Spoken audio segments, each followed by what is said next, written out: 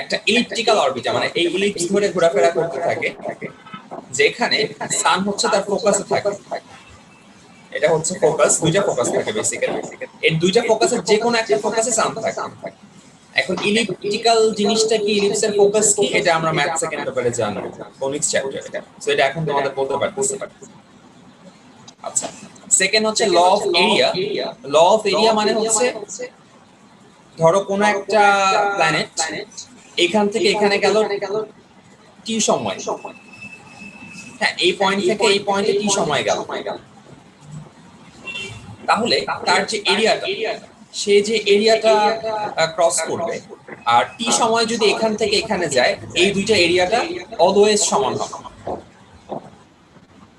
ঠিক আছে, ধরো এই এরিয়াটা আর এই এরিয়াটা অলওয়েজ সমান হবে। যদি সমান টাইমে যায়, তারা অলওয়েজ সমান এরিয়াটাকেই কনজিউম করবে। এটা ছিল সেকেন্ড ল। এই যে ডিএ বাই ডিটি হচ্ছে কনস্ট্যান্ট, মানে টাইমের রেসপেক্টে এরিয়াটা অলওয়েজ ইকুয়াল হচ্ছে।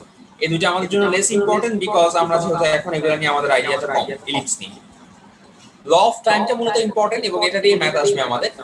টি square proportional to R cube. T হচ্ছে টাইম পিরিয়ড আর আর ছিল radius of the planet's orbit.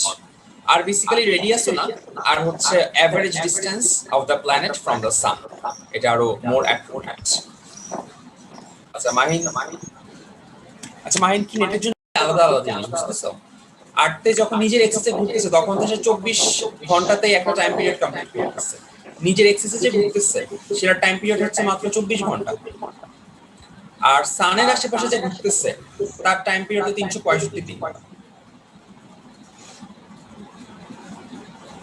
বুঝতে পারছো? এবং অ্যাঙ্গুলার ভেলোসিটি, তুমি যে অ্যাঙ্গুলার ভেলোসিটির কথা বললা, এবং অ্যাঙ্গুলার ভেলোসিটি মানে কি 2π/t। এখন আমরা দেখতেই পাচ্ছি দুইটা কেসে টি ডিফারেন্ট। নিজের এক্সের জন্য 24 ঘন্টা আর সানের আশেপাশের জন্য 365 দিন। দ্যাট মিন্স দুইজনের জন্য অ্যাঙ্গুলার ভেলোসিটিটাও ডিফারেন্ট হবে।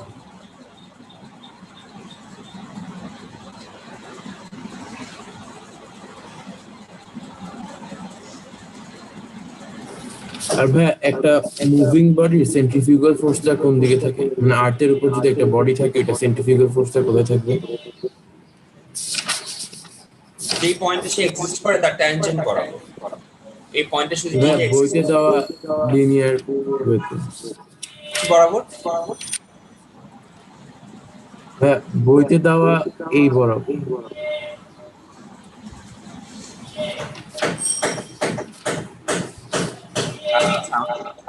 ইয়াটা দেখাতে পারবা, ফিগারটা দেখাতে পারবা?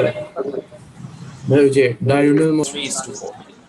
তার মানে আমরা বলতে পারি যে a1 square by a2 square equals to হচ্ছে 9/6। কোশ্চেন হচ্ছে মার্সে যদি 1 বছর 562 দিন হয়, তাহলে পৃথিবীতে 1 বছর কত দিন?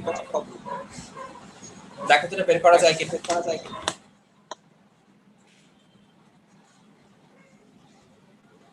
6 ঘন্টা 48 মিনিট 47 সেকেন্ড মোস্ট প্রবাবলি। এই যে এক্সট্রা 6 ঘন্টা এটাকে কম্পেনসেট করার জন্যই লিপ ইয়ার। আর এই যে 48 মিনিট 47 সেকেন্ড যে আবার এক্সট্রা একটা চলে আসছে, এটাকে কম্পেনসেট করার জন্য প্রতি 100 বছর পর পর লিপ ইয়ার কম করা হয় না। এটা তো জানাই মেবি, তাই না? যে 2100 2200 2300 এগুলো যে লিপ ইয়ার না। তোমার তো মেবি ওই আইসিটি তে আমরা একটা ফর্মুলা কি দেখছিলাম যে s equals r theta সমান v equals omega r, এরকম কিছু কি দেখছিলাম? লিনিয়ার ভেলোসিটি মনে পড়ে চ্যাপ্টার 3 তে নেবি? জি ছিল লিনিয়ার ভেলোসিটি। লিনিয়ার ভেলোসিটি আর ওমেগা ছিল অ্যাঙ্গুলার ভেলোসিটি। আচ্ছা এইখানে কি করলো এটা? একটু দাঁড়াও দেখে নিই। r1 v1 equals to r2 v2। এখানে v দিয়ে কোনটা বোঝাচ্ছে? ওইটা তো এই টপিকেরই না, এটা তো নিউটনিয়ান মেকানিক্স। এখানে কেন দিল? আচ্ছা ঠিক আছে, আমরা এই ম্যাথটা বেসিক্যালি এই চ্যাপ্টারে দেখতে মনে হলো এই চ্যাপ্টারের আসলে না, এই যেরকম আলোচনা আমরা তো এই চ্যাপ্টারে দেখি না যে V1 R1, এটা আমরা হয়তো অন্য চ্যাপ্টারের কনসেপ্ট বুকেও সিমিলার কোশ্চেন দেখবো, তখন সলভ করব। আপাতত আমরা এই কোশ্চেনটা স্কিপ করতেছি। আচ্ছা, এসকেপ ভেলোসিটি কিছু কেস আছে, আমরা নরমালি পড়ছিলাম এসকেপ ভেলোসিটি হচ্ছে আর্থের জন্য 11.2 কিলোমিটার পার সেকেন্ড ছিল, এবং এসকেপ ভেলোসিটির কিছু ফর্মুলা ছিল। কারো কি মনে আছে ফর্মুলাগুলো? না ভাই, একটু বলে ভালো হয়। আচ্ছা, আমরা দুইটা ফর্মুলা দেখছিলাম, দুইটা ফর্মুলা বেসিক্যালি একই ফর্মুলাই, একটা থেকে আরেকটা আসছে। 2gr অথবা 2gm/r, এটা হচ্ছে অ্যাক্সিলারেশন ডিউ টু গ্র্যাভিটি, আর এটা হচ্ছে গ্র্যাভিটেশনাল কনস্ট্যান্ট।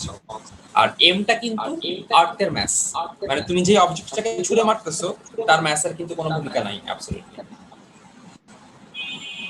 তার মানে তুমি একটা ভারী অবজেক্ট বলো বা একটা হালকা অবজেক্ট বলো, তাদের এসকেপ ভেলোসিটি সেমই হবে।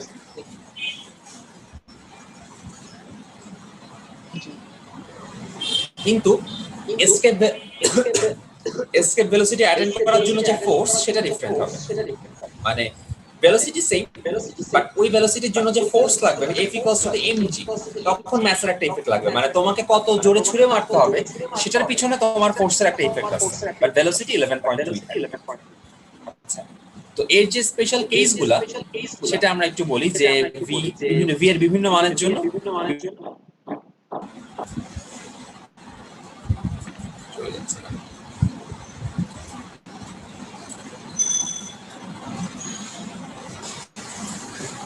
আচ্ছা দেখো, যদি v স্কয়ারের সবাই আসছে তো না, আসছে, v স্কয়ারের অর্ধেকের চেয়ে কম হয়, মানে তুমি যে ভেলোসিটিতে ছুঁড়ে মারলা সেটা যদি এসকেপ ভেলোসিটির স্কয়ারের অর্ধেকের চেয়ে কম হয়, আর এই সংখ্যাটা হচ্ছে 7.88, তখন সে করবে কি, আর্থ থেকে একটা ইলিপ্টিক্যাল অরবিটে ঘুরে আবার আর্থে ব্যাক করবে। মানে এটা সাপোজ আর্থ, সে আর্থের চারপাশে ঘুরবে, ঘোরাঘুরি করে আবার আর্থেই চলে আসবে, একটা ইলিপ্টিক্যাল অরবিটে আর্থকে সে প্রদক্ষিণ করবে। এটা গেল ফার্স্ট পয়েন্ট, যখন তার ভেলোসিটি 7.88 এর চেয়েও কম। আচ্ছা, যদি 7.88 এর চেয়ে বেশি হয়ে যায় তখন সে করবে কি, তখন আর্থের চারপাশে কন্টিনিউয়াসলি ঘুরতে থাকবে। যদি তুমি তাকে 7.88 কিলোমিটার পার সেকেন্ডে সামহাউ ছুঁড়ে মারতে পারো। আচ্ছা, এখন যদি সে এই সংখ্যাটার চেয়ে বেশি হয়ে যায়, দ্যাট মিন্স 7.88 এর চেয়ে বেশি হয় বাট 11.2 মানে এসকেপ ভেলোসিটির চেয়ে কম হয়, তখন সে করবে কি, অ্যাগেইন একটা ইলিপসে ঘোরা শুরু করবে এবং আর্থকে তার একটা ফোকাসে রাখবে।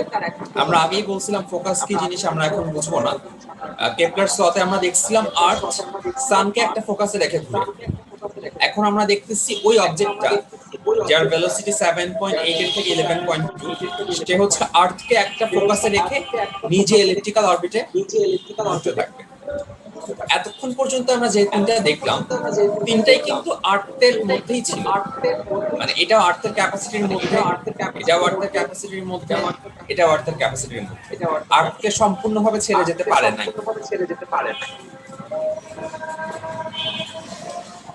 এই তিনটা কি বুঝতে পারছো? জি ভাইয়া, বুঝছি। বদরুল? জি ভাইয়া, বুঝছি। নাফিস বুঝছো?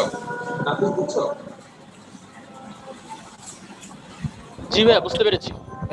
ওয়ান ফোকাস মানে কি? ফোকাস দুইটা থাকে না, যে ভাইয়া এখানে যে থার্ড পয়েন্টটা লেখা, at one ফোকাস focus কি দুইটা থাকে না? হ্যাঁ, ফোকাস ফোকাস দুইটা, হ্যাঁ দুটো এট ওয়ান ফোকাস মানে কি হাফ না, এটা একটা ফোকাস, এটা একটা ফোকাস, সে যে কোনো একটা ফোকাস, এই দুইটা ফোকাসে যে কোনো একটা ফোকাসে আর্থ থাকে আর সে হচ্ছে কিন্তু থাকে এভাবে। মানে যেমন আর্থ হচ্ছে সানকে যে কোনো একটা ফোকাসে রাখে, এটা আর্থের ইলিপ্টিক্যাল অরবিট, সান ইদার এখানে থাকবে অথবা এখানে থাকবে, দুইটা ফোকাসে যে কোনো একটা ফোকাস।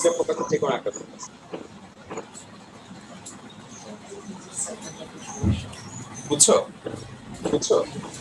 জি ভাইয়া।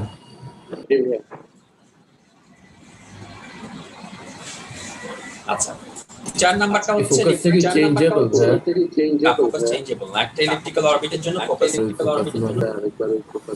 না, সান তো ফিক্স, মানে আর্থের রেসপেক্টে আর্থ তো সানকে দেখতেছে একটা জায়গায় আছেই, বা এখানে আর্থ তো একটা জায়গাতে আছেই, সে হচ্ছে আর্থকে কন্টিনিউ করে ঘুরতে থাকবে, সে এখানে যদি থাকে অলওয়েজ এই ফোকাসেই থাকে, অথবা এই ফোকাসে যদি থাকে অলওয়েজ এই ফোকাসেই থাকে।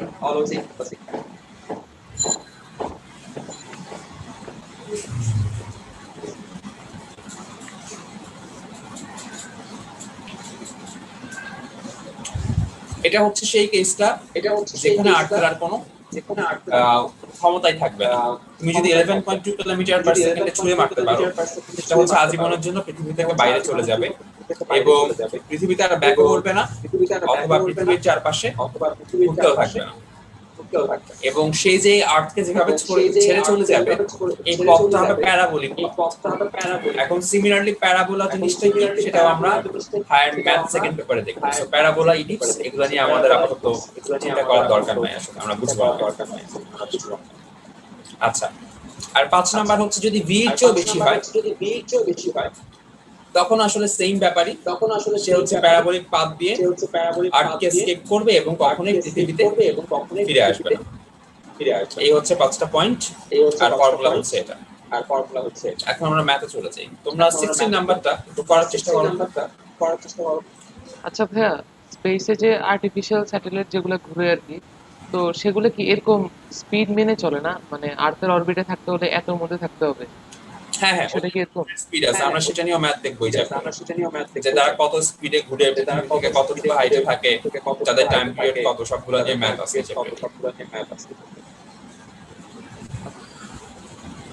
আর কত নাম্বার জানি? হ্যাঁ, 16টা একটু করার চেষ্টা করো তো। দেওয়া জি দিয়ে দেওয়া escape velocity, so formula apply করলে এক লাইনে পেয়ে যাবো আমরা। 2g এর অ্যাপ্লাই করে 11.2 কিলোমিটার পার সেকেন্ড, 17 নাম্বারটা এটার করাইলাম।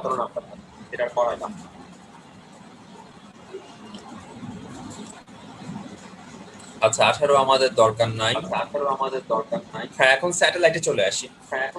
স্যাটেলাইটের জন্য আমাদের মনে আছে মেবি স্লাইডে যখন দেখাচ্ছিলাম, 3টা একটু কঠিন ফর্মুলাই, মানে মুখস্থ রাখা কঠিন। এই ফর্মুলাগুলো কষ্ট করে মনে রাখতে হবে। একটা হচ্ছে ভেলোসিটি, একটা হচ্ছে টাইম পিরিয়ড, এবং একটা হচ্ছে হাইট। তো এখানে আসলে যে কোনো একটা মনে রাখলেই হয়, বুঝছো? এই যে আমরা তো এটা জানি না, gm equals to gr square, এটা কি জানি আমরা? জি ভাইয়া। সেখান থেকে এখান থেকে এটা আসছে আর কি। এখানে যে কোনো একটা মনে রাখলেই হয়, দুইটা মনে রাখার দরকার নাই। প্রথমটা কেসে। আচ্ছা, আর টাইম পিরিয়ডের কথা যদি বলি, এই যে ভি এর যে মানটা, এই ভি এর যে এই মানটা gmr প্লাস h, সেটা এই জায়গাতে বসায় দিচ্ছে, তখন এই সেকেন্ড ফর্মুলাটা আসছে। সো এখানেও আমরা যে কোনো একটা মনে রাখলেই হয়ে যাবে। আর এইচ এর জন্য হচ্ছে এই ফর্মুলাটা। এই তিনটে ফর্মুলার কোনো পয়েন্ট নিয়ে কারো কোনো কনফিউশন আছে, কোনটা দিয়ে কি বুঝাচ্ছি বা কি নাই? আর টি এরটা কিন্তু মনে রাখা সবচেয়ে সহজ, বিকজ আমরা জানি v equals s by t। এখন s এর মান কত? সারকামফারেন্সটা না, মানে সে কতটুকু, সারকামফারেন্সটা কত? 2 পাই r, আর এর জায়গায় r প্লাস h। তো সেখান থেকে আমরা অটোমেটিক্যালি পেয়ে যাচ্ছি t equals 2 pi r plus h divided by v। এরপর v এর মানটা বসাই দিলে পেয়ে যাচ্ছি এটা। সো t এরটা আসলে মুখস্থ না রাখলেও অটোমেটিক্যালি আমরা বের করে ফেলতে পারবো। আমাদের বেসিক্যালি v আর h এই দুটোই মুখস্থ করা লাগবে। ভাইয়া, হাইটটা কি আর্থের সারফেস থেকে স্যাটেলাইটের ডিসটেন্সটা না? হ্যাঁ, এই পয়েন্টটা এখান থেকে, এটা হচ্ছে h। আচ্ছা, এটা এই h এর ইকুয়েশনটা আসছে বেসিক্যালি এখান থেকে, এই ইকুয়েশন থেকে, এখান থেকে যে h টা আছে না ফাঁকা, এই h টা থেকে এই ইকুয়েশনটা আসছে। যেমন এই যে আমি ডিরাইভ করে দেখানো যায়, চাইলে দুই পাশে স্কয়ার করে দিবা, t স্কয়ার আসবে, t square equals to 4 pi square r plus h whole cube by gm। তার মানে এখানে যদি এই gm টা এই পাশে চলে যাবে, দেখো gm t স্কয়ার হয়ে যাবে এই পাশে, 4 পাই স্কয়ার দিয়ে ডিভাইডেড হয়ে যাবে এবং এই কিউবটার জন্য এখানে 1/3 চলে আসবে, তারপরে এই 8টাকে পাশে সরায় দিলাম মাইনাস। তার মানে বেসিক্যালি তুমি যদি ভি এরটাই মনে রাখো, বাকি সবগুলো তুমি নিজে নিজেই বের করতে পারবা। এবং এই ডেরিভেশনটা এক লাইনের, সো আমাদের কষ্ট করে মুখস্থ না করে আমরা জাস্ট মনে বের করার টেকনিকটা মাথায় রাখলেও হয়। টি আর এইচ বের করার টেকনিকটা কি সবাই বুঝছো নাকি আরেকবার বলবো? মাহিন? জি ভাইয়া বুঝছি। নাফিস? জি ভাইয়া বুঝতে পেরেছি। আমিন? বুঝছি ভাইয়া। নজরুল? বুঝছি ভাইয়া। রাওয়াত বুঝছো? বুঝছি ভাইয়া। আচ্ছা, অলরাইট। সো আমরা एग्जांपल 19টা দেখতে ট্রাই করে পারা যায় কিনা। বইতে আসছে 4 3 4 সালে। স্যাটেলাইট, জিওস্টেশনারি স্যাটেলাইট মানে তার টাইম পিরিয়ড হচ্ছে 24 আওয়ার, মানে পৃথিবীর সাপেক্ষে সে stationary. That means the time period 24 hour অথবা 24 ইনটু 60 মিনিট 60 সেকেন্ড, মানে 86400 আর কি সহজ কথা। একটা জিওস্টেশনারি স্যাটেলাইটের টাইম পিরিয়ড হচ্ছে 86400 সেকেন্ড। এখানে শেল কেন ইউজ করা হয়? শেল কেন ইউজ, এটা একটা এই ফর্মুলাটা কি লাগবে আমাদের? যে ফর্মুলাটা পাঠাতাম v equals to minus gm minus r square by 2a cube, এই ফর্মুলা তোমাদের লাগবে না। তোমাদের খালি ওই জিএম বাই আরটা দিয়ে ম্যাথ আসে, এই ফর্মুলা দিয়ে কখনো ম্যাথ আসে না। এমনি এক্সপ্লেন করতে বলবে কখন? না না না, এরকম কখনো ফর্মুলা এক্সপ্লেন করতে বলে না। আমরা ক্রিয়েটিভ তো দেখবই, তখন দেখবো এই টাইপের প্রশ্ন আসে না। অলওয়েজ হচ্ছে আসলে ম্যাথই আসে। আমরা যে এখন ম্যাথগুলো করতেছি, আগে যেটা করছি যে পটেনশিয়াল নিয়ে বা আর্থের অ্যাট্রাকশন নিয়ে, অথবা এখন যেগুলো করতেছি স্যাটেলাইট নিয়ে, এগুলো নিয়ে ম্যাথ আসে আসলে। কখনো ফর্মুলা কিভাবে আসলো বা এরকম বড় সড়ো যেসব ফর্মুলা, এগুলো দিয়ে আসলে কখনো ম্যাথ আসে না, বোর্ডেও না, অ্যাডমিশনেও না।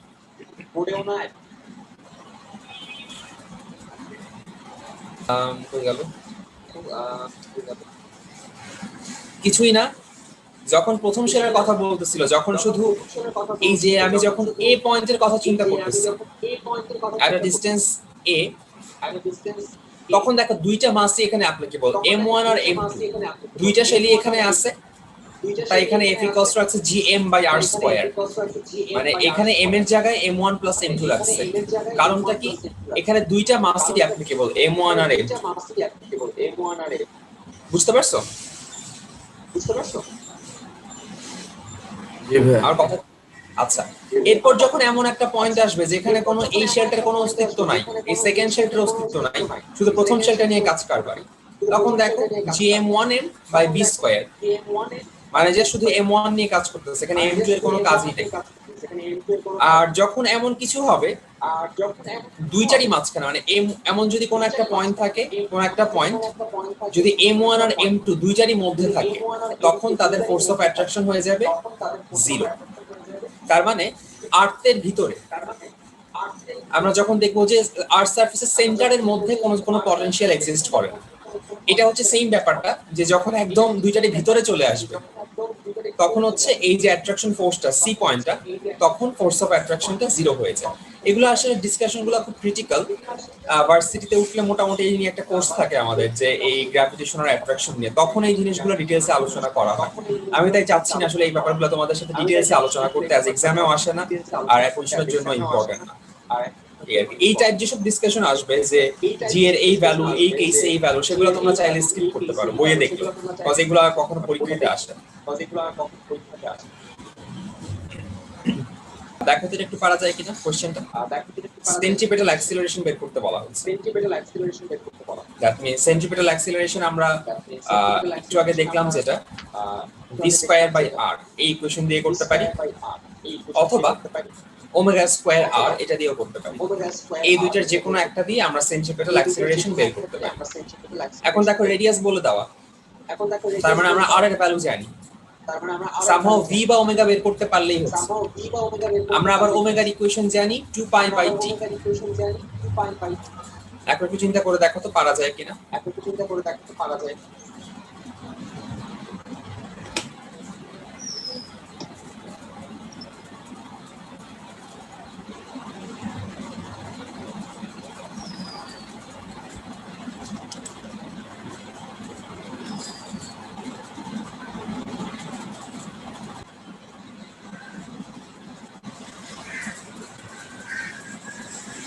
এখানে পৃথিবীকে কেন্দ্র করে সে যেভাবে ঘুরতেছে, পৃথিবী থেকে কতটুকু ডিস্টেন্স মেইনটেইন করে ঘুরতেছে, দ্যাট মিন্স হচ্ছে পুরাটাই সে যে ঘুরতেছে এই জায়গা জুড়ে, এখানে পৃথিবীটা আছে, মেইন সেন্টারটা কোন জায়গাতে, এই জায়গাতে, এই পুরো ডিস্টেন্সটা জানতে চাওয়া হচ্ছে। মানে সারফেস থেকে ডিস্টেন্স প্লাস আর্থের রেডিয়াস পুরোটাই জানতে চাওয়া হচ্ছে তোমার কাছে। আর সেকেন্ড কেসটা খুব ইজি, জাস্ট হাইটটা, মানে তুমি প্রথম কেস যেটা পাইছো সেখান থেকে এই যে রেডিয়াসের পোরশনটা, এই পোরশনটা মাইনাস করে দিলেই সেকেন্ড কেসের আনসারটা পেয়ে যাবে।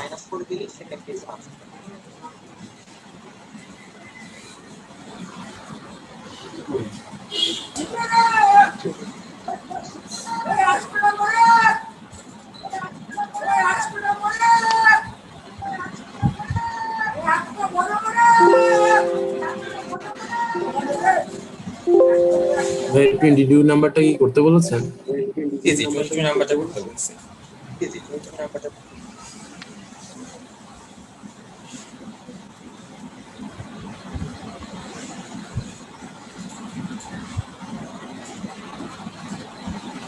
ভাই ওয়েটলেসনেস কেন ফিল করে? বুঝিনি। আচ্ছা, ওয়েটলেসনেস ফিল করার অর্থ হচ্ছে যে আচ্ছা, আমরা ইকুয়েশন দেখছিলাম যে g প্রাইম বাই g ভাবে দেখছিলাম আসলে, দাঁড়া দেখো g প্রাইম বাই g, এই ইকুয়েশনটা আমরা দেখছিলাম তাই না? জি ভাইয়া। আচ্ছা ঠিক আছে। এখানে ব্যাপারটা হচ্ছে কি, যখন আচ্ছা তোমরা একটা কাজ করো আগে ফার্স্ট, এই 70 কিলোমিটার হাইটে জি প্রাইমের মান কত সেটা একটু বের করে নাও তো আগে, দেন বাকি কাজটা বলি। ঠিক আছে, সবার কি আসছে এটা? জি ভাইয়া। জি ভাইয়া। ঠিক আছে।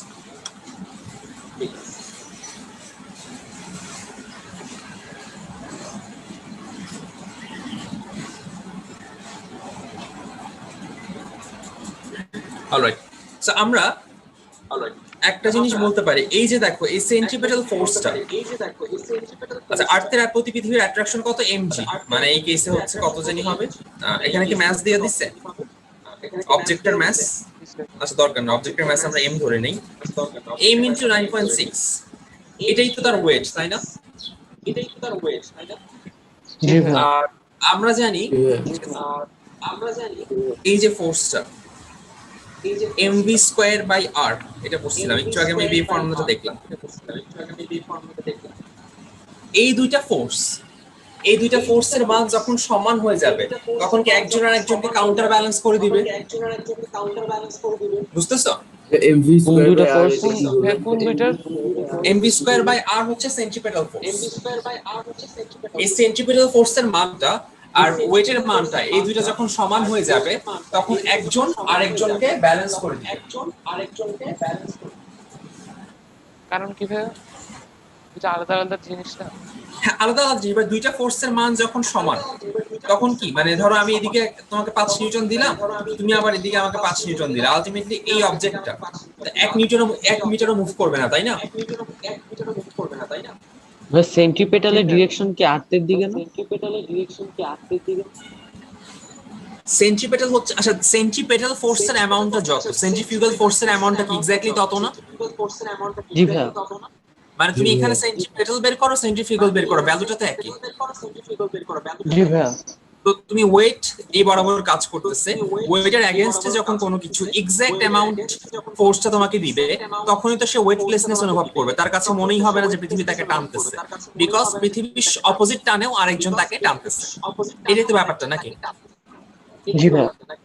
এজন্যই তারা এই ফর্মুলাটা অ্যাপ্লাই করলো যে mg prime equals to mv square divided by r, মানে r তো এখানে বেসিক্যালি r প্লাস h এর ডিসটেন্স, সেন্টার থেকে যে ডিসটেন্সটা, তো mm কাটা চলে গেল, সেখান থেকে সে ভেলোসিটিটা বের করলো। এটা সবাই কি বুঝতে পারছো? জি ভাইয়া। জি ভাইয়া। আচ্ছা ভাইয়া, ওয়েটলেসনেস ওয়েটলেসনেস মানে কি বোঝাচ্ছে যে এমন একটা পজিশন যেখানে কোনো ইয়া থাকবে গ্র্যাভিটি না, থাকবে কোনো না, আকাশে ভাসতে অ্যাট্রাকশন পারবে থাকবে না। না তুমি বা যদি লাফ দাও, রিপালশন। তোমার মাথা হচ্ছে একদম সিলিং পর্যন্ত গিয়ে আটকে যাবে, মানে তুমি ইচ্ছা মতো ভাসতে থাকবা, বাতাসের মধ্যে ভাসতে থাকবে, বাতাসে সাঁতার কাটতে পারবা, এরকম টাইপের। আচ্ছা,